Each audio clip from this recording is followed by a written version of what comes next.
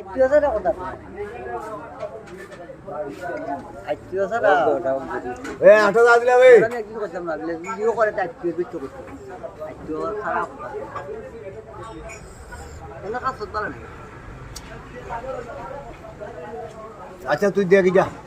রে বাবা দে খাস না লে রংমহল রেস্টুরেন্ট আমি তো কোন হসপিটাল এলাকা বাহুবল ও চলে আসেন যদি উন্নত মানের রং চা খাইতে চান দেখেন রং চা আসেন যদি রং চা খাওয়ার ইচ্ছা হয় চলে আসেন এই যে